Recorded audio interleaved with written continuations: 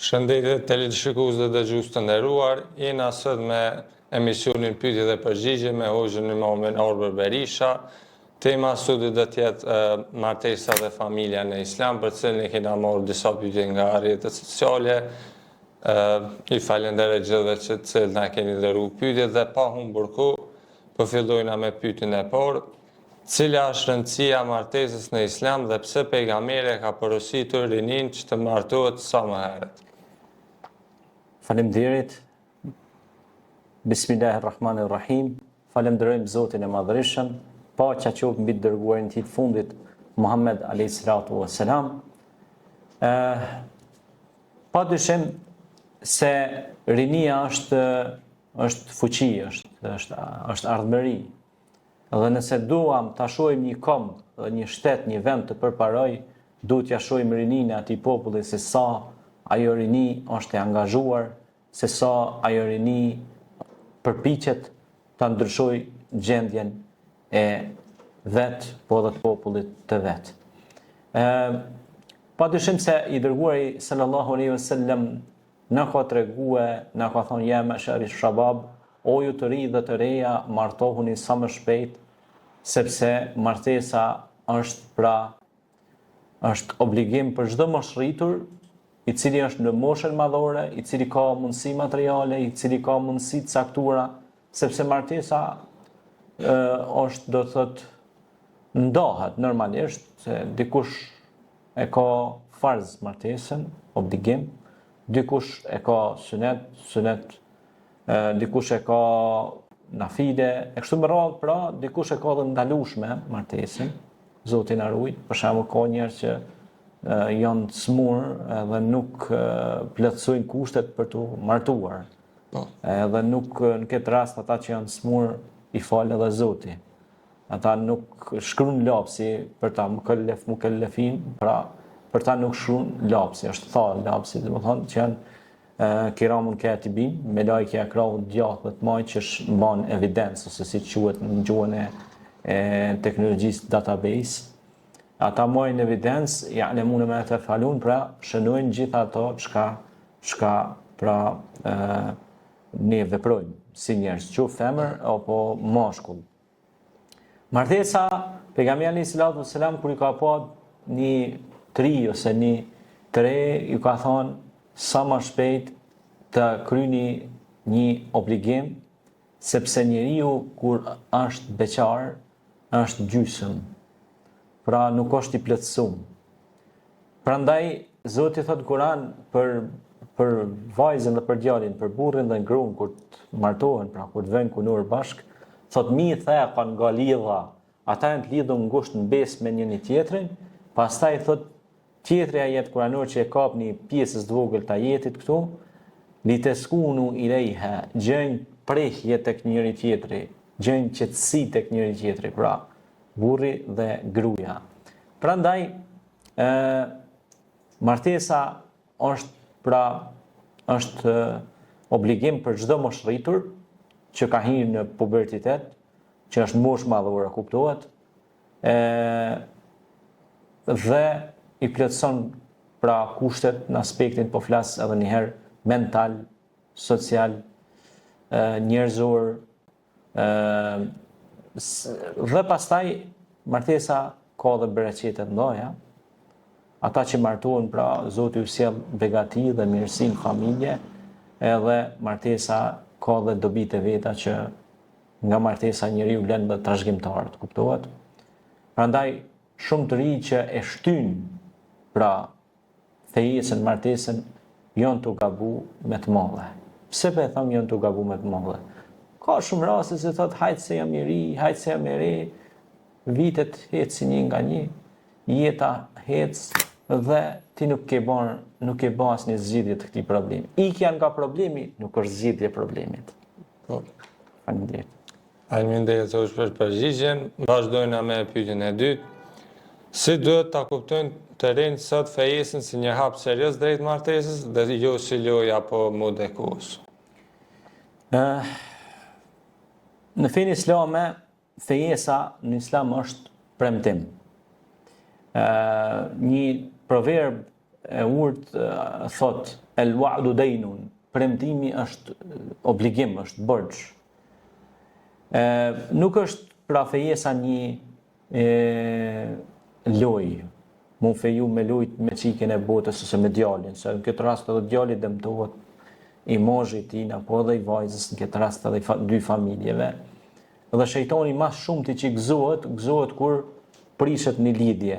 A kupton? Sepse nuk është prishje e dy familjeve, po është prishje e në këtë rast e 4 familjeve ose më tepër. Pse po them 4? Familja e vajzës 1, familja e djalit 2, farefisi i djalit edhe farefisi i vajzës. A u bonën 4. Po. Edhe mos him më gjanë, pra, sepse këtu pra në këtë rast po dëmtohen palet. Dëmtimi si është, dëmtohet reputacioni, kredoja, kredibiliteti, morali, ndërgjegja. Prandaj nuk është shaka, nuk është hajgare me u martue ose mu fejue me qiken ose me djalin, sepse e keni në amanet, thot njëri tjetrin. Allahu dhe i dërguari i tij thot kjo është amanet, martesa është përgjegjësi, është amanet, është kontratë, është marrëveshje, është beslidhje. E ata që e thejnë besen janë besprem. Kështu që duhet me pas shumë kujdes.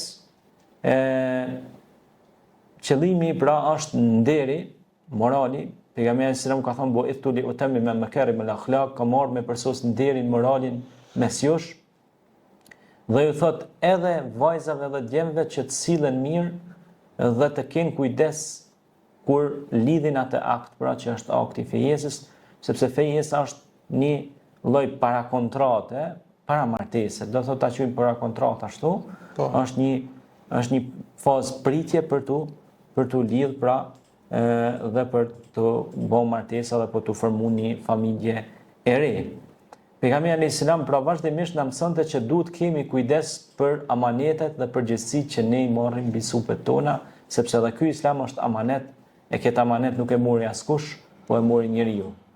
E këtij njeriu Allah i tha pra që të martohet, fejohet dhe të lë trashëgimtar mbrapa.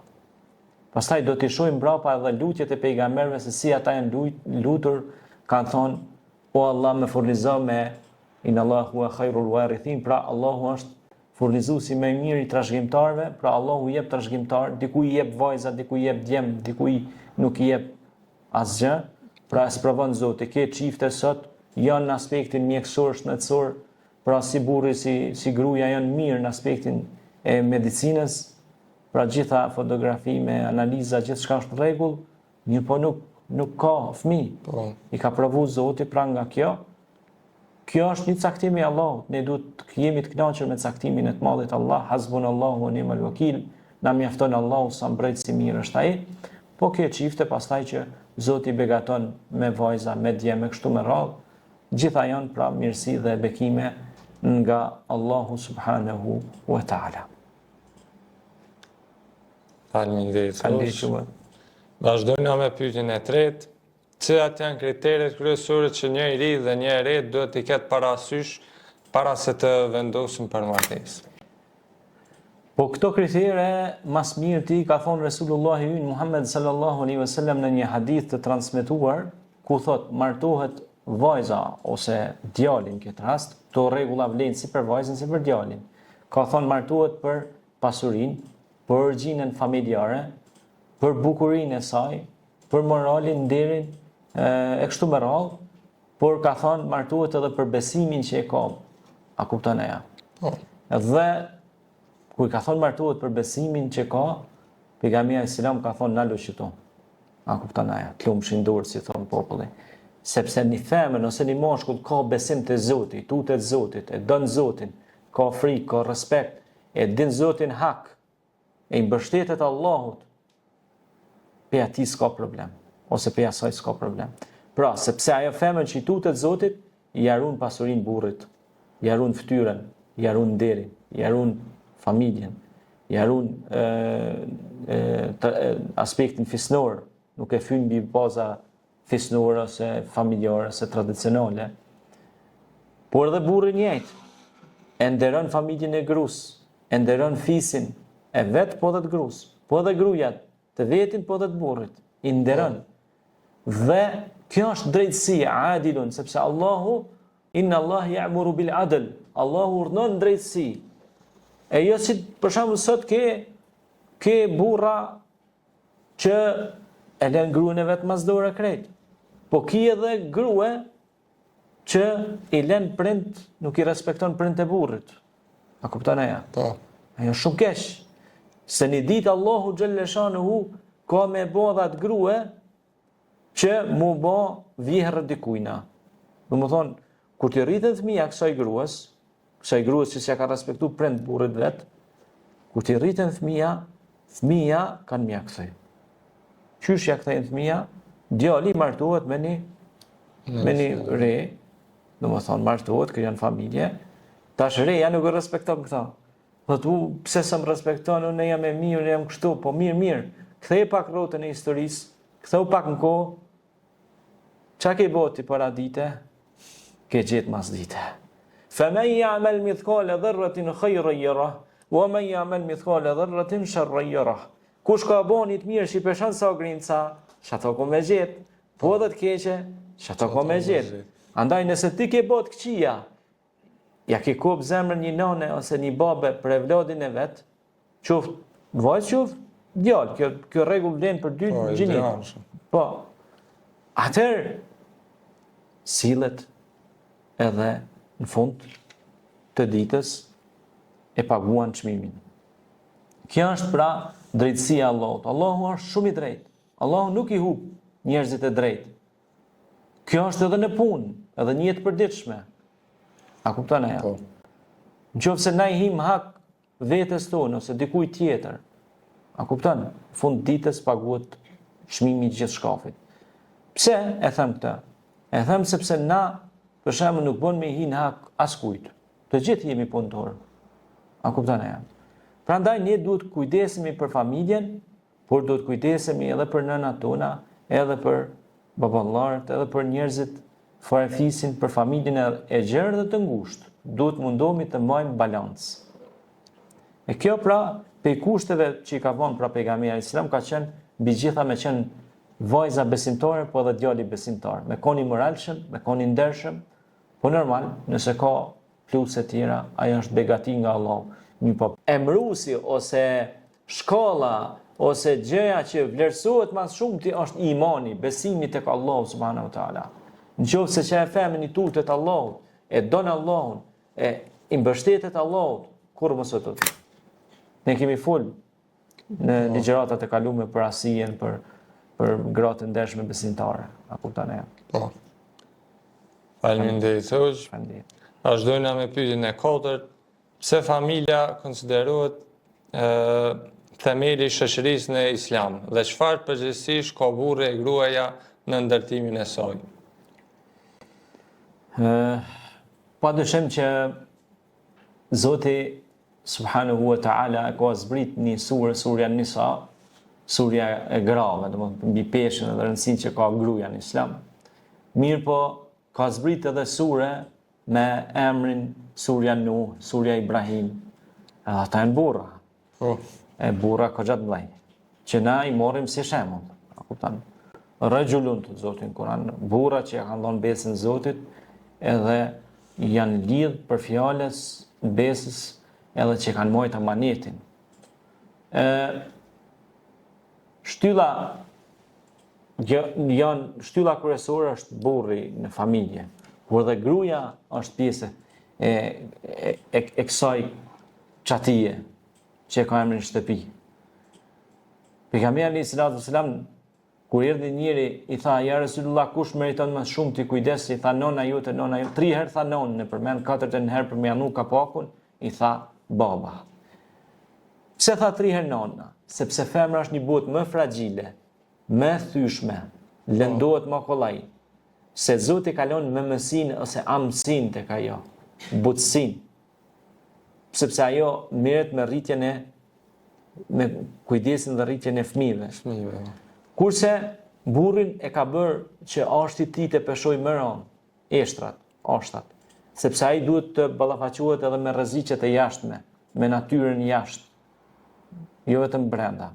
Duhet kujdeset për bashkëshortën, duhet kujdeset për fëmijët, që siguroj ushqimin, riskun. Pejgamberi alayhis salatu wassalam ka thënë, edhe kashata e bukës që ju ja jepni bashkëshortës në gojë, është sadaka, është bamirësi e madhe. Ashtu dhe nënës tuaj, kuptohet? Po.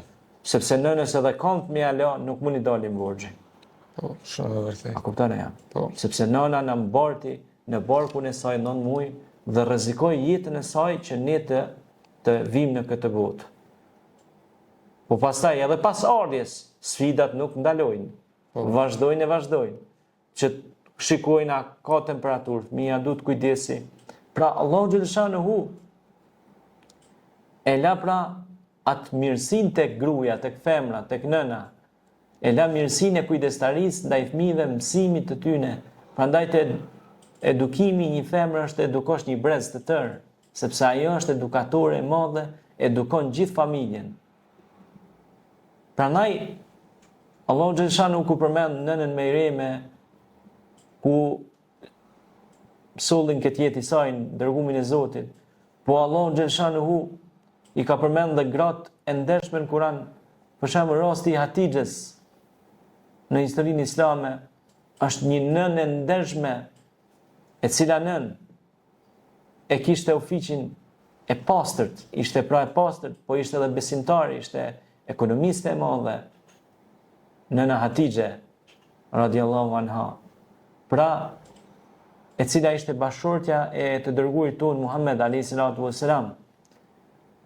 Po tash meshkujt e sotëm, po dhe femrat e sotme, çfarë shembull do të më marr?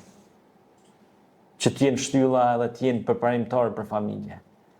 Për shembull, gratë e sotme duhet me marr shembull Hatixhen radiallahu anha, e cila ishte tregtare e suksesshme, e pastër, e fjalës, besnike, besimtare.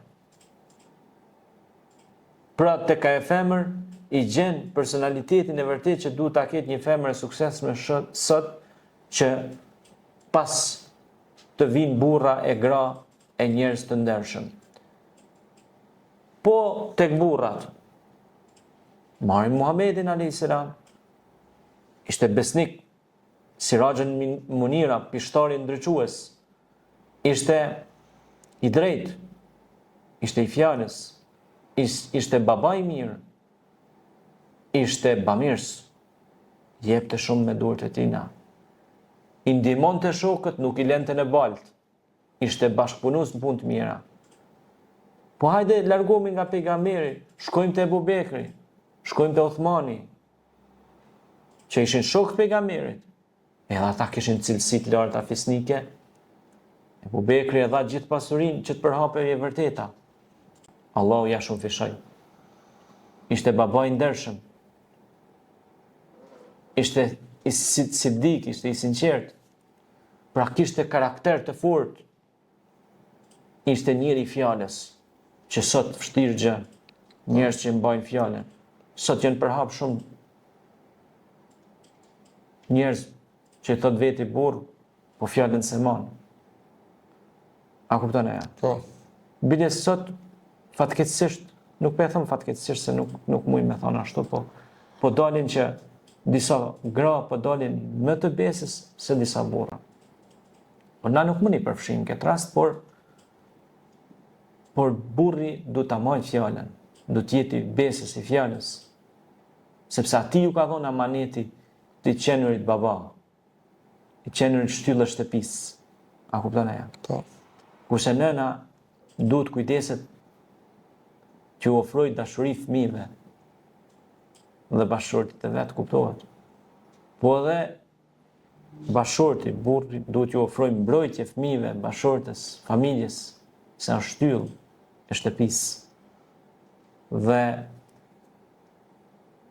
duhet të jenë ndihmaqar njëri tjetrit. Se edhe Zoti thot në Kur'an: "Wa ta'awanu 'alal birri wat taqwa wa la ta'awanu 'alal ithmi wal udwan."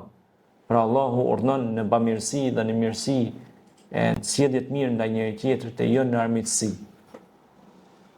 Pra burri dhe gruaja duhet të kenë dashuri ndaj njëri tjetrit, besnikëri dhe harmoni dhe të kujdesen për mbarvajtjen e shtëpisë, familjes e kështu me radhë. Faleminderit hoxh. Vazhdojna me pyetjen e 5. Pse është e rëndësishme që muslimani të ketë fëmijë e vlad halal dhe si sheh Islami trashëgimin shpirtëror e moral të brezave? Kjo është shumë e rëndësishme. Për shkak se kjo e determinizon edhe të ardhmen e njerëzimit. Nëse nuk lën trashëgimtar, shuhet raca njerëzore, unë shkatrohet gjithçka. Dhe këtë më së miri ti e gjem tek lutja e Ibrahimit a.s. i cili u lut dhe tha: Rabbi ja'alni muqima as-salati wa min dhurriyyati rabbana wa taqabbal du'a. Tha, o Zot, u lut pra Ibrahimi a.s. Me bëj nga trashëgimtarët e mi që falin namazin, me jep trashëgimtarët të halalit, o Zot ma prano këtë dua. Pra u lut Ibrahimi a.s. Rabbi ja'alni muqima as-salat. O Zot me bëj për atyre që falin namazin, mu dhe trashëgimtarët e mi. Pra fal nga mesi im, djem, po dhe vajza, që falin namazin. E Allahu i tha, sepse Zoti ja pranoi duan pejgamberit Ibrahim a.s. Dhe në mesin e këtyre burrave, e trimave, të çelikt dhe të fort, Zoti madhreshëm prasolli që të kenë 2 pejgamber, Ismailin a.s. Ishakun a.s. Pra këta 2 djemt e kuj Ibrahimit. Pra Allahu le që e nderoj, të më thonë që ata e falen namazin. Po Allahu e nderoj lutjen e tij sa që i boni dhe pejgamber djemt e tij. Domthonse se shiko, namazli kemi edhe sot, kemi pas edhe atëherë, po pejgamber është nderim i madh. Zoti pra i ka nderuar, ai ka bërë pejgamber. Jo ka besu pra, jo ka dhon pra një amanet të madh, dërgesën pra shpalljen. Edhe ajo është amanet i madh. Po Zoti kondon e zgjedh. Zoti është ai që vendos. Pastaj për me anu kapakun gjithë shkafit, e boni Muhammedin a.s. Khatemun Nabiyyin, Muhammedul Amin. Pra e boni pejgamberin a.s.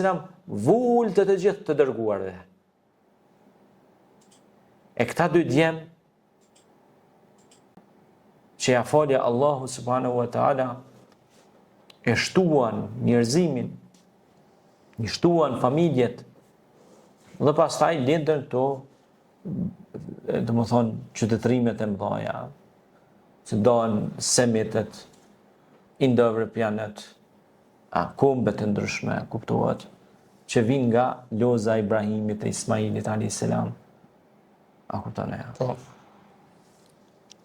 Faleminderit hoxh. Vazhdojna me pyetjen e 6. Çfarë përgjegjësish kanë lënë pejgamberët dhe dietarët e Islam për ruajtjen e familjes dhe edukimin e fëmijëve në frym fetar? Pejgamberët e kanë pa familjen si bazën e moralit dhe të besimit.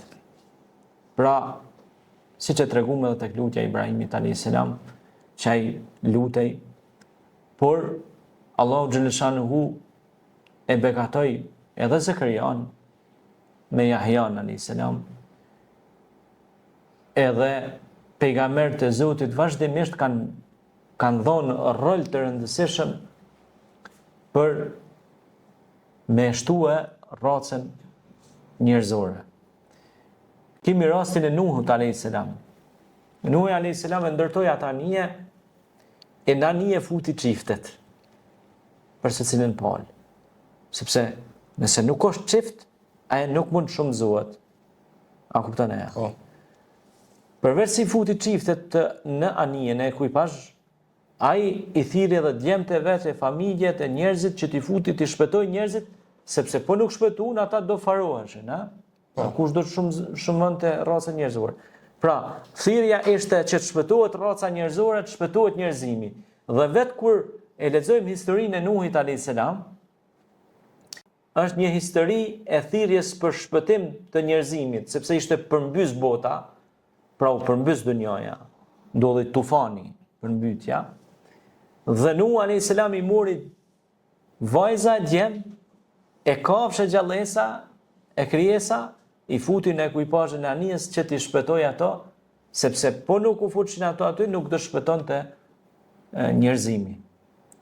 Dhe kjo është vetë një porosi që pejgamberët e Zotit e kanë ruajt familjen, e kanë ruajt identitetin. Dhe krejt pejgamberët e Zotit kanë thirrë që të martohemi. A kupton ajo? Po. Pra, ata kishin thirrje kryesore që familja të ruhet. Familja Ibrahimit alayhis salam, familja Musait alayhis salam, familja e Ismailit alayhis salam. Dhe gjitha këto familje të Isaukut e kështu me radhë, nga këto familje të pejgamberëve kanë dalë burra e gra besimtare që e kanë zhvilluar njerëzimin dhe e kanë çu përpara njerëzimin drejt besim, me besim, me drejtësi dhe me moral. Faleminderit Hoxh. Vazhdojna me pyetjen e radhës. Në kohët moderne me sfida të shumta shoqërore, si mund të ruajmë vlerat e martesës dhe besnikërisht bashkërtohet sipas mësimeve të Islamit? Po. Kjo temë shumë aktuale. Zoti thot Kur'an wala taqrabu zina innahu kana fahishatun wa sa'a sabila. Ka thonë mos ju afroni prostitucionit, immoralitetit, se është humje e madhe. Humje e madhe. Pra, ilaçi i rujtjes familjes është martesa, edhe rujtja e martesës.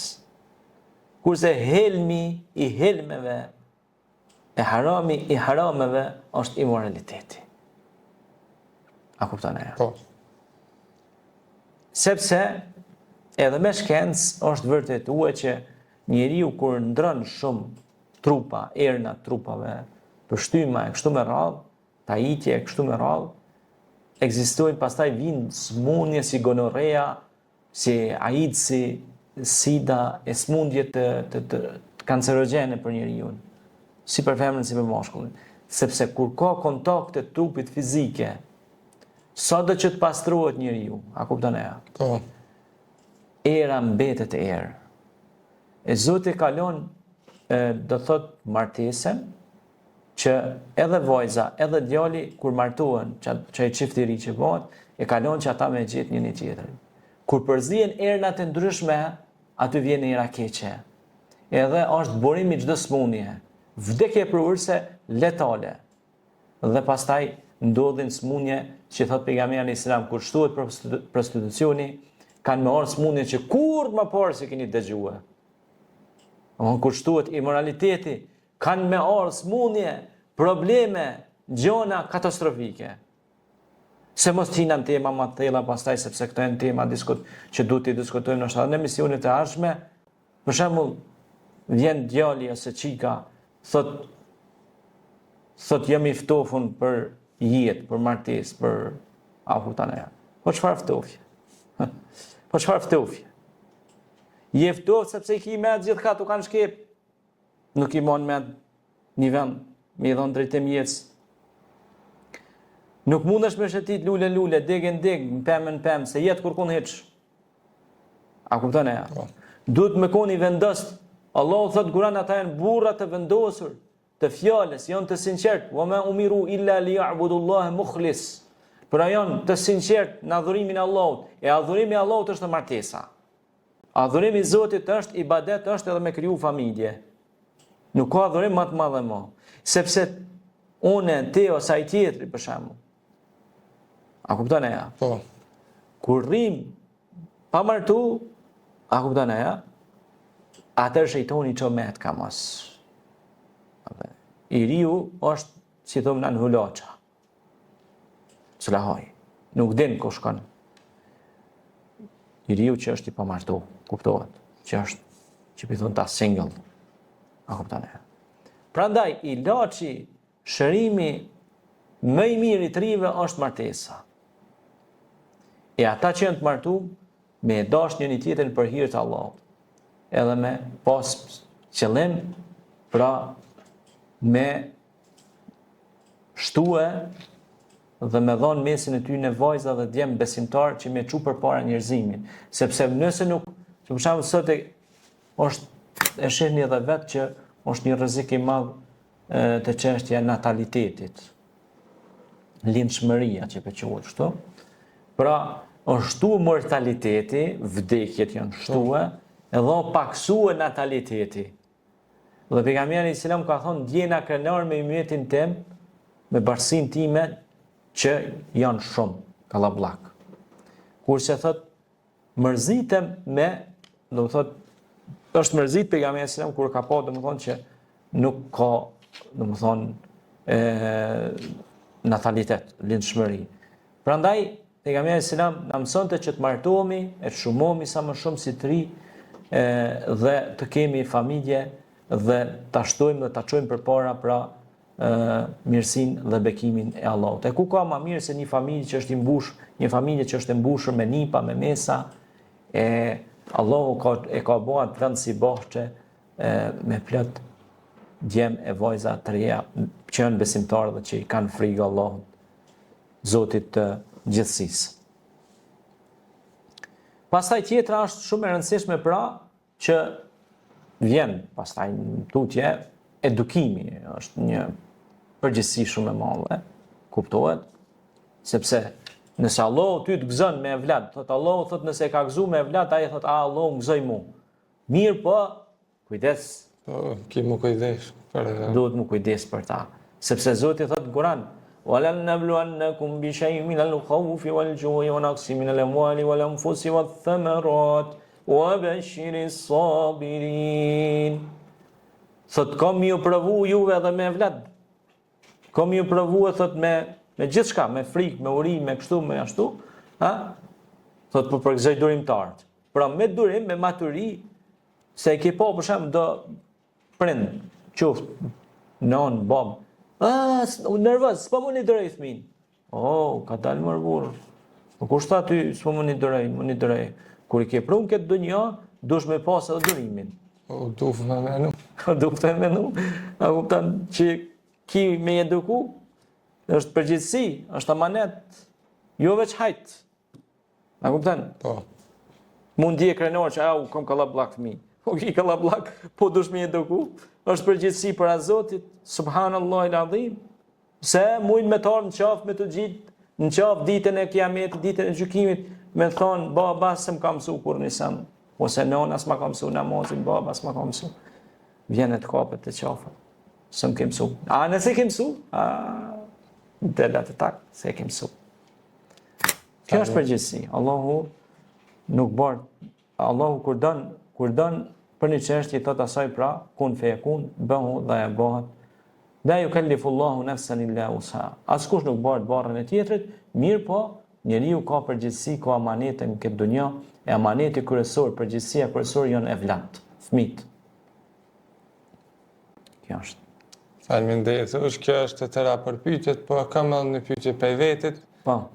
Cila është mosha ideale sipas teje edhe për martesë, sipas Islamit? Po, shikoj, Islami e ka para po që sa më të ri është më mira, kupton e, por sipas asaj që kam arritur me lexu në historinë islame, po flas edhe tek pejgamberët, jetën e pejgamberëve nëse e marrim si shembull, kupton e, se aty kemi shembuj më të mirë tek pejgamberët e Zotit.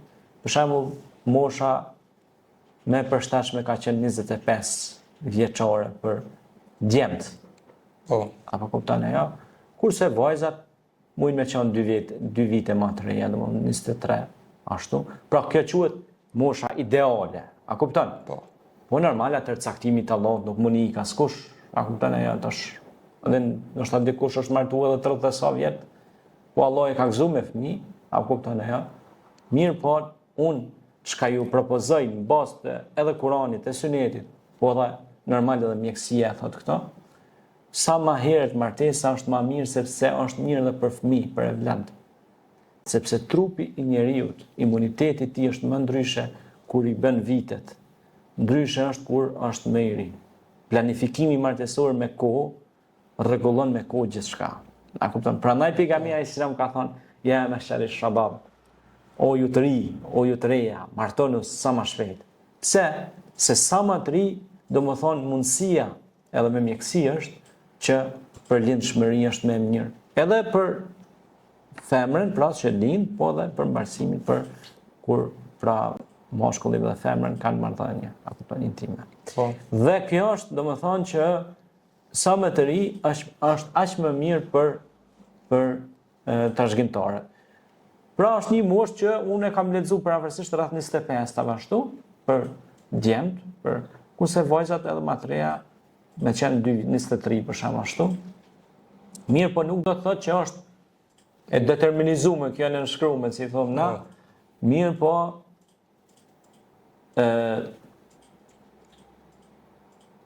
unë maj mend nga gjyshi, Allah më shiroft, po dhe gjyshja, Allah më shiroft, se janë bëu për Ahmet. Ata më tregojshin se shumë të ri janë martu për para, dhe edhe ju ka fal Zoti e vdelt, po dhe babaj im, a kupton ajo, 6.000, a kupton ajo, elhamdulillah. Nona, qashtu, e kanë kryer ata këtë proces motri, apo në atë kuptimin qyshtëria, më kupton? Ashtu siç na ka mësuar pejgamberi, Allahu dhe i dërguari i tij në Kur'an. Pashallah, ai që hes me ligjet e Zotit, Zoti nuk e humb kurrë. Ai që nuk hes me ligjet e Allah, pasha Zotin ka me pas dëshkem këtë dunjë edhe tjetër. Allahu shadidul ikab, Allahu është ndeshkues. Pse njeri është gjinafçar i madh. Pse nuk e çel Kur'anin? Ikra kitabe, thotë Zoti thotë, lexo librin që ta kam dhënë. A kupton ajo? I ka bo djali sa vjet, e qika sa vjet i ka bo, edhe thot, hajtë se ko vaktën, i rijam, e rijam. Qëfar të riju, qëfar të reje? La ilaha illallah Muhammed Rasulullah. Pa kap more në shko, i jepi drejtë e mbunve. La hawla quwwata illa billah. A kupton ajo? Po. Që për shembull 20, 21, po. 20. Alhamdulillah, i rije, po dush me menu. Vitet ecin. Po vedi. Kështu që planifikimi me kohë i gjërave, Allahu të sjell sukses. Unë kam takuar edhe njerëz që janë martu të ri, ju kanë bë djem të krah, mashallah. Edhe vajza, nënës ju kanë bë krah. Kurse kur fillon pleqëria, fillon mosha, fëmia rriten, po ti tani fillon është një kënaqësi, domethënë kur i ke edhe fëmijë të krah. I ke si bashkëmoshatar tu. Po. Allah shpërbleft për këtë pyetje, Zoti ju nderoft, është pyetje shumë me vend, për shkak se shumë të ri dhe të reja sot që ju bëj apel thirrje. Mos u hutoni pas TikTokit, e Facebookit, Instagramit me qerru syt aty, po kapni grani punës e jetës, edhe shikoni, martoni, fejoni, drejtoni jetën, sepse nuk shkon jeta në për filma, tralala. Mos e humni kohën, sepse koha është shumë e rëndësishme. Allahu është betuar kohën, ka thënë molasër pasha kohën. Ndaj njeriu duhet të ketë kujdes për kohën edhe jetën e tij. Faleminderit. Faleminderit për përgjigjet, faleminderit gjithë dëgjuesit e shikuesit na kanë përcjellur dhe kjo ishte gjitha për sot. Faleminderit dhe ju uroj një ditë të mbarë.